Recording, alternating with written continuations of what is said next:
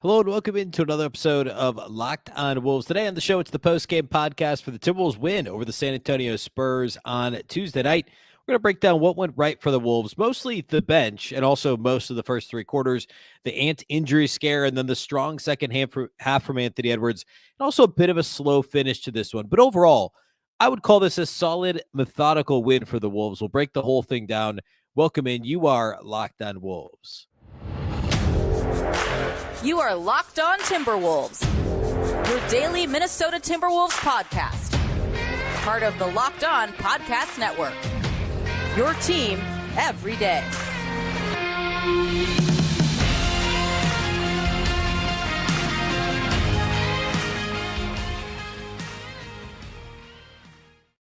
Hello and welcome to the Locked On Wolves podcast, part of the Locked On Podcast Network, your team every day. My name is Ben Beecken. I'm the host of Locked On Wolves. Today's episode is brought to you by FanDuel. Make every moment more. Right now, new customers get $150 in bonus bets with any winning $5 bet. That's $150 if your bet wins. Visit FanDuel.com/lockedon to get started. Happy Wednesday, everybody. Happy Hump Day. And actually, happy Timberwolves game day. The Wolves take on the Memphis Grizzlies tonight.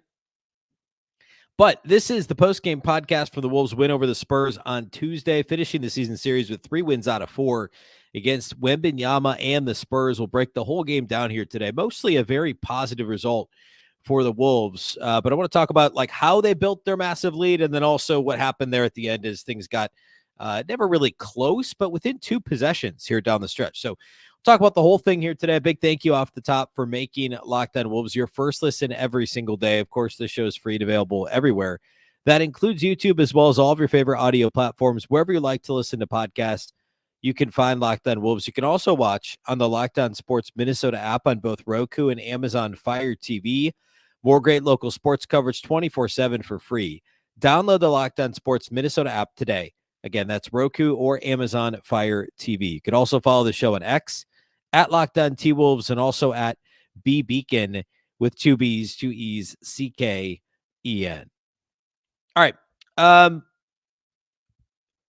So the last time out against the Spurs, the Wolves gave up a late lead and ended up losing by a single point to the Spurs in San Antonio. The first 2 games are both single-digit wins, games the Wolves should have won by more, but ultimately tightened up a little bit at the end. And this falls into the same category as those first 2. I would say the Wolves were more dominant over the first 3 quarters than they were in either of the first 2 matchups. But it was still a big lead that was whittled down to single digits at the end by the Spurs. And you have to credit, San Antonio's been miserable this year. They're the worst team in the Western Conference. They're just really bad. And they still fight. They played hard in this game late, and Wembanyama had a relatively quiet game. There were a couple of wild plays still. There was the behind the back, off the glass, almost layup on that. It wouldn't have been a dunk. It would have been a layup, and before he was quote unquote fouled by Jaden McDaniels and got to the line on that play. There were a couple of plays like that were wows. He had one dunk. A couple of moves otherwise that were the step back 3 was nuts, but overall a quiet game for Wemby. And the Wolves were pretty dominant. It wasn't run him out of the gym or anything like that early in the game. Minnesota won the first quarter by 8. They won the second quarter by 7. So it was kind of call it a workman-like, a business-like approach to a 15-point halftime lead. And the third quarter, they ended up only winning by 3, but that's where it really felt like they kind of took control of the game.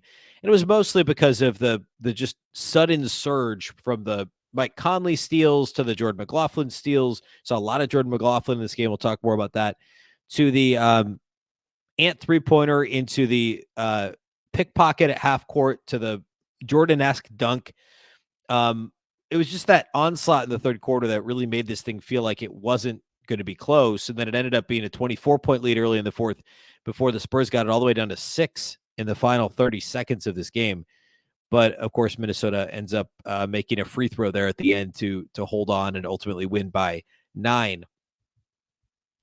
The first half for me, it was pretty, when the Wolves bench started to come in, it was 12-10 or 13-11 or something like that. And it was the bench that really kind of took this game by the horns. Naz Reid, especially Nickeil Alexander-Walker, when he first came into the game. This was yet another Naw game. I think it was just last time out. I think it was Saturday. Was also a really strong Nickeil Alexander-Walker performance where he didn't shoot the ball well, but he was good in other areas, and that was evident early in this game. That he was contributing in multiple areas. I'm just gonna look real quick. Saturday he had 8 points, but he missed all of his 3-point attempts. No, I'm sorry. Nope, that was tonight. Saturday he had 0 points. Yeah, I did remember that right. I'm looking at the game log, and for whatever reason, I just clicked on, well, whatever. 8 points in this game, 6 assists. We'll talk about his line later. But Saturday he was 0 of 5 from 3 and 0 of 6 from the field overall. So this is consecutive games now. Alexander Walker's missed his last 10 3-point attempts. He was 3 for 3 on Friday against the Bucks, but the last game before the break, he was 0 for 4 from 3. But he'd been so hot prior to that, that's still for the month of February, he's shooting over 40% from outside the arc. But anyway, he's missed his last 10 3-point attempts, but I think he's played really well Saturday and in this game, combined 3 for 17. But defensively, he's been very good. He's been moving the ball well, as evidenced by his, what did he have in this game? 6 assists, 8.6 assists in this game. For what it's worth, he was a plus 18 in terms of plus minus. No one else in the Wolves was better than a plus 9 in a game that they won by 9 points, which I think is interesting. But Alexander Walker, Naz, was fantastic in the first half as well. Naz was fantastic throughout. We'll talk about that later. But in terms of the Wolves gaining their first bit of separation of any kind, it was the bench that really did that. And I should have mentioned this off the top. No Karl-Anthony Towns, of course, in this game due to personal reasons. Rudy Gobert was questionable coming in, didn't play on Saturday. Rudy did, of course, play. And then the Wolves had Kyle Anderson start in place of Cat, and he was actually mostly guarding Wembanyama early in the game. Left before halftime, right after Ant tweaked his ankle, which we'll talk about. Anderson started the second half, the third quarter, and then left the floor, never came back, and was ruled out with a hamstring strain. So exceedingly unlikely he plays Wednesday, but no Kyle Anderson in the second half of this one, no Cat throughout the game. And McDaniels picked up those early fouls as well. And yet it was the bench that helped build this lead. It was Naz, it was Monte Morris played well. And Jordan McLaughlin too. Like J-Mac it got those 9th man minutes. Again, he did on Saturday, it was right around 10 minutes. In this game, he played 16 minutes and played a lot with other point guards, if not all of his minutes. Virtually all of his 16 minutes were with either Monte Morris or Mike Conley. And the Wolves point guard group in this game was fantastic. That's one of my main takeaways here.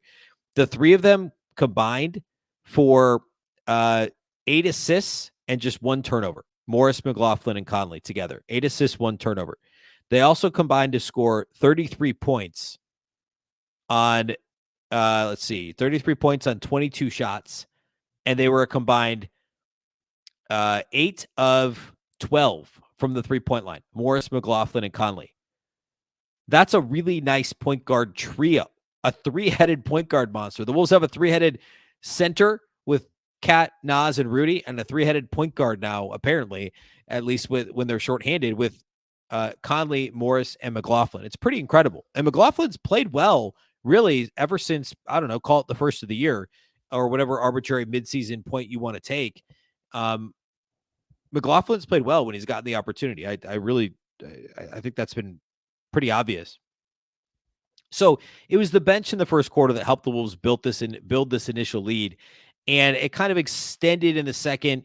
Ant rolls his ankle towards the end of the second quarter, and I'll be honest with you, when it first happened, it didn't look like an ankle. It looked very non-contact-y, very, dare I say, Achilles-y. It was very scary, and it was until like the third replay where just in the corner of the replay, you could see after he cut, it wasn't when he cut that he fell. It was after, for whatever reason, his toe got caught underneath and tweaked.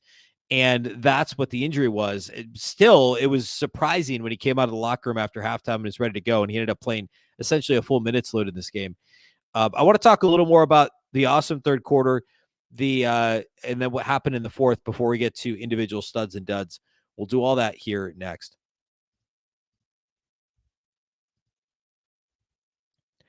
Today's episode of Locked On Wolves is sponsored by BetterHelp. Sometimes we all need the opportunity to get something off our chest. Big or small, certain things can really start to get to you. It's important to let that out, especially to someone who's unbiased on your life. So today I want to say how I really feel about something. You might even be thinking about the same thing this week, and there's a pretty good chance of that if you're watching the Timberwolves and listening or watching this podcast. Granted, there's bigger issues than basketball, but something that really has been getting to me is the lack of national respect still for the best team in the Western Conference. Not mentioned recently, Colin Cowherd on his show, who I think is hit and miss, but sometimes has really good takes, did not mention the Wolves as a potential challenger to the Denver Nuggets in the Western Conference. Now, if you're talking who's most likely to go to the finals, obviously you would say the Nuggets are one of your top choices. But then after that, I mean, we talked about the FanDuel odds the other day. It's got to be, pretty close, Wolves, Clippers, Thunder, right? But still no respect for Minnesota in the Western Conference. Still not talked about nearly enough as a team that could legitimately go to the finals. But, it is what it is. Most of us have bigger problems than our favorite sports team, but it's important to get things off your chest every once in a while. And therapy can be different for everyone. If you're thinking of starting therapy, give BetterHelp a try. It's entirely online, designed to be flexible and suited to your schedule. Visit BetterHelp.com/LockedOnNBA to get 10% off your first month.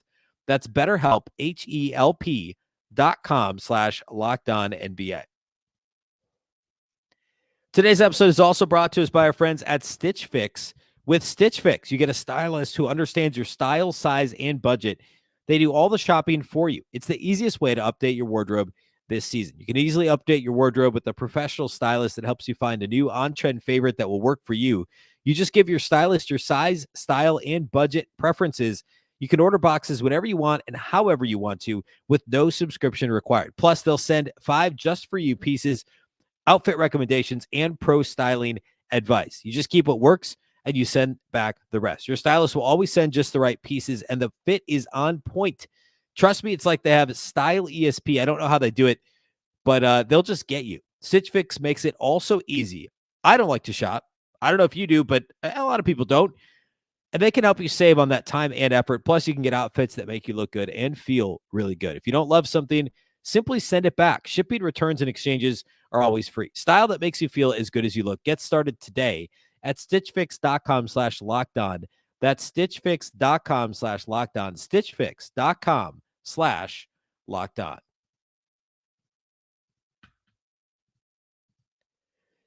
Locked On has launched the first ever national sports 24/7 streaming channel on YouTube, and now it's available on Amazon Fire TV and the free Fire TV channels app. Locked On Sports Today is here for you 24/7, covering the top sports stories of the day with the local experts of Locked On, plus our national shows covering every league. Find Locked On Sports Today, now available on the free Fire TV channels app. All right. So third quarter of this game, the Wolves enter the third quarter up by 25, and excuse me, not 25. They're up by 15. Up by 15 going to the third quarter. And it takes a minute. Like early third quarter was a bit rocky, and then eventually the Wolves start to build some separation. A lot of it was defense. Minnesota had 16 steals in this game. The Spurs had 22 turnovers. And don't get me wrong, the Spurs were ultra sloppy. And this is like the Wolves are the team that commits the most turnovers in the league. The Spurs are 23rd in turnover rate. They only average, I shouldn't say only, they average a shade under 15 turnovers per game. They eclipsed that like early third quarter and finished again with 22 turnovers. Yes, the Spurs were sloppy, but Minnesota was opportunistic in turning the Spurs over, especially in that third quarter. There were a couple really nice pickpockets. There were, guys in passing lanes, just kind of swarming the ball. I mean, Devin Vassell had a couple of nice moments throughout this game, but overall, the Wolves made his life really difficult, especially Rudy in the paint. Wembanyama, as I mentioned earlier, was very quiet. He had 5 turnovers. Trey Jones, uncharacteristically, 6 turnovers for Trey Jones. He, just like his brother and just like Monte Morris and just like Mike Conley and Jordan McLaughlin, they're maybe the 5 best assisted turnover guys in the league, pound for pound, and quite literally, actually, over the last, I'm including Tyus Jones in there, over the last 5 years, I think the top 2 assisted turnover guys in the entire league are those 4 guys, not including McLaughlin. It's either Conley, Morris, and then both Jones brothers. So anyway, 6 turnovers was weird for Trey Jones. Again, 5 for Wembanyama, 3 each for Devin Vassell, Zach Collins, and Keldon Johnson. The Spurs had 22 turnovers and the Wolves had 16, and a lot of them were in that third quarter. And the Wolves turned defense into offense. And it's actually something I just talked about yesterday on Tuesday's show. I implored the Wolves to be more proactive when it comes to trying to score off opponent turnovers. And I'll give the super quick version of this. Go back and listen to it. Seriously, I spent a whole segment on this. The Wolves don't run a lot after defensive rebounds, and I'm okay with that. And by not run a lot, I mean they're dead last in terms of percentage of transition plays off of live defensive rebounds. And it makes sense. The Wolves are a defensive-minded team. They can run when they need to, but it's in their best interest to play a slower pace game with less possessions because they can lock down defensively, unlike any other team in this league. Or I should say at a level unlike any other team in this league. But running off of turnovers is something they need to do more of because they have the personnel to do so. They're the third best three-point shooting team in terms of percentage league-wide, and that's only going to go up after this game. They shot 42% from three. But they don't shoot enough threes, and they don't get into the paint at the rim quite enough. Although that number is good, it could be better. And a lot of that is they don't run in transition off of steals. They are very efficient when they do. They're top 6 in points per 100 transition possessions, but the frequency is so low. And in this game, they did run a little bit. The box score, they ended up scoring 30 points off of 23 total Spurs turnovers. I think I said 22. They had 23 if you include team turnovers. 23 team turnovers. Minnesota had 30 points off of those turnovers, which is fine. A pretty good number. The Wolves only had 25 fast break points, though, which it was still, they were +4 in fast break points over San Antonio, but the Spurs want to play fast. The Wolves don't. And I thought the Wolves did a pretty good job overall, getting out in transition, turning defense into offense, which is a great way to kickstart an offense that sometimes is very clunky. Not even just sometimes, a good chunk of the time is very clunky. And that was something the Wolves did really well in the third quarter. I talked about the Ant flurry already, just crazy stuff. The Conley effort play when he misses the shot, then steals the ball from 2 straight Spurs players, knocks it away from one, another picks it up, he knocks it away again, gets a layup, could have had an and one. And the Ant 3-pointer, steal, dunk. Just a couple of really impressive. Jordan McLaughlin got a steal off an inbounds, which he does, it seems like, every other game. Very strong third quarter. And then the Wolves, they did what they've done a little bit too often. They built what was a 24-point lead early in the fourth quarter, and they got a bit lackadaisical defensively and a bit, I don't know the offense really devolved all that much besides the end of the third quarter when Ant tried to bank in a 3 from the slot right in front of Chris Finch. And Chris Finch, I don't know that he could have shook his head any harder than he did. He did not love it. There was a bit of those vibes in the fourth quarter. It was more just one and done kind of quick shots in the shot clock, which isn't, what you want to do there. It was more defensive, right? I mean, the Spurs only had 55 points with 4 minutes left in the third quarter. Think about that. 55 points with 4 minutes left in the third quarter. They finished with 105. So they scored 50 points over the final 16 minutes in this game. Or put another way, the Spurs scored 55 points over the first 32 minutes in this game. 55 over 32 minutes. And then they scored 50 over the final 16 minutes. So the defense just completely evaporated in the fourth quarter for Minnesota. And the Spurs, the Wolves are actually at 24 with just over 6 minutes to play. 6:24 left on the clock in the fourth quarter. The Spurs closed the game on a 25-10 run. And while the offense wasn't great, again, it was more the defense down the stretch. The Spurs ended up with respectable shooting numbers. They shot almost 48% from the field, 39% for three.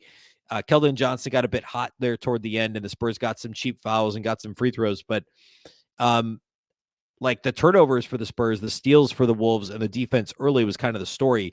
And then late, things got, I don't know that I would say they got dicey, but it was very reminiscent of that game in San Antonio just a few weeks ago where the defense was like, all right, it was so good for so much of the game.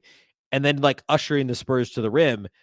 And then, that opens up, they hit a couple of threes and suddenly they start to believe, and it's 12 points and then it's 10 points. And then, I think it was a Keldon Johnson 3 got it to 6 points with 30 seconds to play. And all the Wolves needed to do at that point was make a free throw and it was over. And that's what happened. But still not exactly how you wanted to close the game, but also not, what did I say off the top? I have it here on the graphic if you're watching on YouTube. A solid, methodical win over the Spurs. Even though the third quarter had highlight moments and had fireworks, in general, over the course of 48 minutes, this was a methodical performance for the Wolves. A shorthanded Wolves team, too. No Towns and a half game from Kyle Anderson. All right. I want to hit a couple of box score things, then I want to talk studs and duds from this one. Let's talk Ant. Let's talk Naz. Let's talk, I don't know, a lot of guys to talk about after this one. Everybody really played well. So we'll get to that here next. Today's episode of Locked On Wolves is brought to us by our friends at eBay Motors. Passion, drive, and patience. What brings home the winning trophy is also what keeps your ride or die alive. eBay Motors has everything you need to maintain your vehicle and level it up to peak performance. From superchargers, roof racks, exhaust kits, LED headlights, and more, whether you're into speed, power, or style, eBay Motors has got you covered. With over 122 million parts for your number one ride or die, you'll always find exactly what you're looking for. And with eBay Guaranteed Fit, your part is guaranteed to fit your ride every time or your money back. Because with eBay Motors, you're burning rubber, not cash. With all the parts you need at the prices you want, it's easy to turn your car into the MVP and bring home that win. Keep your ride or die alive at ebaymotors.com. Eligible items only, exclusions apply. eBay Guaranteed Fit, only available to U.S. customers.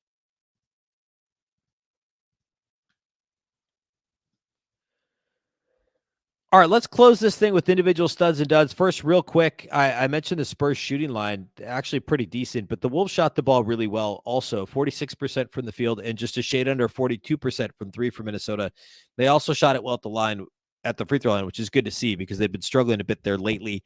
They were a +5 in terms of rebounds. They had a 7 steal advantage on the Spurs. They also outblocked the Spurs 8-7, which is unusual for a team that has the league's leading block leader in Wemby. But across the board, a solid overall performance from Minnesota in this one. A relatively clean game. The officials didn't call all that many fouls. There were only 32 combined free throws in this game, which I was all about. Thought that was kind of refreshing to see. All right, studs and duds. Number one for me in this game, I actually thought Naz Reid was probably the best player on the floor, period. He was really, really good in this game. 22 points on 8 of 10 shooting. 1 of 2 outside the arc, 5 of 5 at the line, 6 rebounds, 2 steals, a block, an assist, only 2 turnovers in 33 minutes. And, I mean, Naz was taking him off the dribble. I mean, for Naz to shoot 8 twos and only 2 threes is a weird shot distribution for Ant. He was aggressive off the dribble. He was active on the glass. I think he had a putback almost right away when he came into the game. He scored in every way you could imagine. He had a left-handed block at one point. Zach Collins tried to spin baseline, and Naz, blocked it with his left hand, avoided a foul. Really, really impressive Naz Reid performance, and it was good to see. He's shot the ball not well of late, although I said this the other day, similar to Alexander-Walker, I actually thought he'd been playing fairly well. The jumper just wasn't falling, and in this game, he said, you know what, I'm going to take it to the basket. And, it was in the post. It was off the dribble. A really strong overall well-rounded performance from Naz Reid in this game without Karl-Anthony Towns, right? No Cat, only 15 minutes from Kyle Anderson, who got hurt, and Rudy had 17 rebounds. Naz ended up with 6 rebounds, which was second most on the team in this game. And again, Minnesota out-rebounded the Spurs by 5 overall in this one. My second stud's going to go to Anthony Edwards. 34 points, 5 rebounds, 5 assists, 4 steals in this game for Ant, and a block. He did have 4 turnovers. Played 33 minutes, 13 of 29 shooting for Ant. We'll take that. 4 of 10 outside the arc and 4 of 4 at the line. He was aggressive in this game. The ankle scare in the second quarter was scary, but he was super aggressive after halftime. His first bucket, he went straight to the basket. Took a little bit of contact, landed hard. Or I think he took off on that same left foot that he tweaked. He looked no worse for the wear. We'll see how he feels tomorrow on a back-to-back, or Wednesday, I should say, on a back-to-back, after tweaking the ankle and playing through it with the adrenaline and everything on Tuesday. But this was a strong Anthony Edwards performance. I thought he played really well. I thought the shot selection was mostly smart, other than the bank attempt on the 3. Really good game from Ant. I could go a number of directions with the third stud. I'm going to go Mike Conley. And Minnesota Mike only played 20 minutes. He had 0 rebounds, only 1 assist. But he was 6 of 10 shooting and 4 of 6 on three-pointers. He had one really tough one at the end of the shot clock. He had another timely one when the Spurs were on a bit of a run. It was a strong Mike Conley performance. He was third on the team in scoring as well, 16 points on 10 shots. and played really well. Only needed those 20 minutes. So he's the third stud. I don't have any duds. Slow-mo got hurt. McDaniels got into foul trouble early and was a non-factor offensively, but he had 3 steals, 2 blocks, and I thought was, relatively good in this game besides the foul trouble. So no duds. I want to call out Monte Morris, 8 points, 4 assists, 4 rebounds, 2 steals for Monte. Only shot at 2 of 8, but I thought he was very good. Knocked down some free throws late when the Spurs were fouling intentionally. That was nice to see. I mentioned McLaughlin being a rotation player in this game, 9 points on 4 shots, 3 assists, 2 steals, only 1 turnover for J-Mac, and looked every bit the part of a, ninth man. It's weird for the Wolves to have 4 guys come off the bench and 2 of them be relatively small point guards, but they both played very well. Both Morris and McLaughlin. We talked about Alexander-Walker already, a team best plus 18, which was twice as good as any other plus minus on the Wolves in a game they won by 9. And he shot just 3 of 11, 0 of 5 on threes, but the 6 assists, 1 turnover, 4 boards, and strong defense. And that was big with the McDaniels foul trouble and the Anderson injury.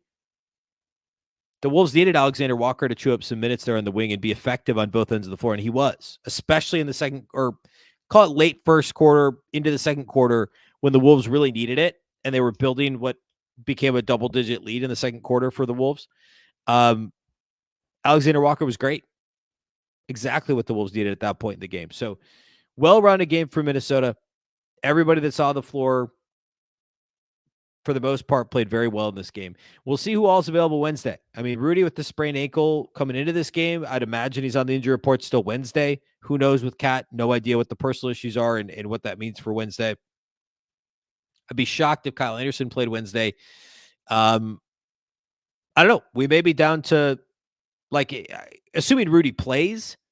If Rudy does play and there's no Cat and no Kyle Anderson, you'll probably see some rotation minutes for, I would say, one of Justin Jackson or Josh Minot. One of those guys probably sees some rotation minutes if there's no Cat and no Kyle Anderson. But I guess maybe Luka Garza, but I think it's more likely it would be Jackson or Minot, somebody that's a bit more switchable, more versatile defensively, because you're talking about guys in Towns and Kyle Anderson who are versatile defensively or have been this year, at least in Cat's case. So we'll see. And also Ant. I mean, if Ant's ankle stiffens up, I'm sure he's going to try and play, especially if there's no Cat. And Memphis has been playing harder lately. They've been a bit more, a bit scrappier. So obviously the Wolves need everyone. I'm not saying hey, they can win without them, but it is theoretically a winnable game with no Karl-Anthony Towns and no Anthony Edwards. It could be if Ant doesn't play, it's certainly a winnable game. Minnesota's beaten the Grizzlies 3 times already, handily. The first time out, they beat them by 22. The second time, they beat them by 25. And then last time, they beat them by 15. So the fourth and final Grizzlies matchup, they beat the Bucks right before the All-Star break. They beat the Rockets before the break. But more recently here, they've lost to the Clippers and the Nets. Although Memphis is going to be rested coming into this game. They haven't played in a couple of days, and the Wolves will be on the second night of a back-to-back. So a rest disadvantage for Minnesota. All that to say, certainly a game the Wolves should expect to win. I'm not going to do a major preview here right now, but it just, a lot of it's going to depend on who's available for Minnesota. Does Ant bounce back? Is Rudy still on the floor? Is Cat still out? Kyle Anderson would likely be out. But, Memphis has their own injury issues, right? Like Desmond Bane is still out. Brandon Clark is still out. We know Ja's out. Marcus Smart is still out. So it's hard to evaluate this Grizzlies team. They shoot a lot of threes. They don't make a lot of threes.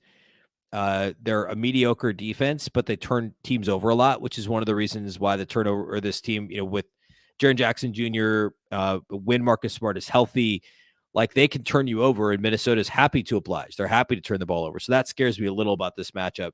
But, Wolves should be okay, depending on who's playing. All right, we will, do the same thing here. We'll have the live postcast on Locked On Sports Minnesota with Tyler Metcalf immediately following the game against the Grizzlies, and then I'll have the post-game pod on Thursday, and we'll recap everything that happened, everything that goes down at Target Center on Wednesday night. That's all we have for you today here on the show. A big thank you for making Locked On Wolves your first listen every day. Of course, this show is free and available everywhere. That includes YouTube as well as all of your favorite audio platforms. You can also watch on the Locked On Sports Minnesota app on Roku and Amazon Fire TV. And you can follow at X at Locked On T-Wolves and also at Beecken with 2 B's, 2 E's, CKEN. Of course, the Locked On Wolves podcast is part of the Locked On Podcast Network.